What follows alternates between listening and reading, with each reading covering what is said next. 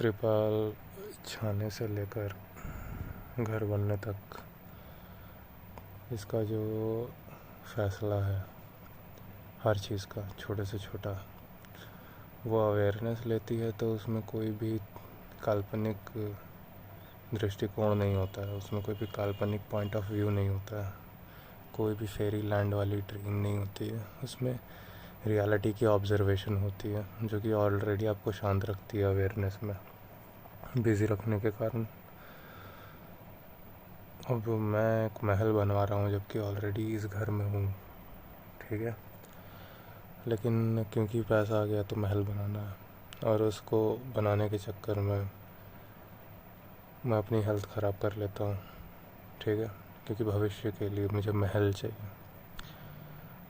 जब मैं उस महल में घुसूँगा तब तक उसको बनाने के दौरान, क्योंकि मैंने बस सारे दिन फॉर एग्ज़ाम्पल बिस्किट खा के रहा, मेरा लिवर ख़राब होगा। And ultimately when I step in that place, मैं उस घर में घुसूँगा और उस घर का एक ही उपयोग रह जाएगा कि मेरे लिवर की बीमारी का जो इलाज है मैं उसमें बस उतना ही करवा पाऊँगा उस घर में रह के। और अब आप बोल दीजिएगा कि बच्चों के लिए तो हो गया ना, बच्चे ऑलरेडी साथ में इस घर में बहुत आराम से हैं। बेटा फ्यूचर का तो सोचना पड़ता है, फ्यूचर का सोचना ही इसलिए पड़ता है क्योंकि इस वक्त दिमाग नहीं होता, इस वक्त अवेयरनेस नहीं होती है कि right now you are not surviving, you are living a very good life. ईमानदारी से ऑब्जर्वेशन नहीं की होती है। इसीलिए पहले खुद को जानना आता है, उसके बाद हर संसाधन जो दिया जाता है उसका यूज़ भी वो होता है जो सचमुच बेस्ट होता है। और क्योंकि हम सब बहुत ज़्यादा मान्यताओं में जीते हैं, तो अब हम लोगों को ये एटीट्यूड हो गया है कि शायद ऐसा कुछ होता ही नहीं है।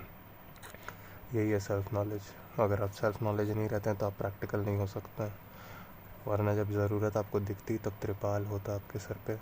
धीरे धीरे कच्चा का मकान होता है, धीरे धीरे अगर आपको ज़रूरत पड़ती तो आप पक्का मकान बना भी लेते हैं। आप किसी एक चीज़ पे फिक्स नहीं रह जाते। दैट गिवन फिक्स फ्यूचर, ऐसा कुछ नहीं होता है। आपके पास द एक ओनली मूवमेंट है, वो प्रेजेंट है।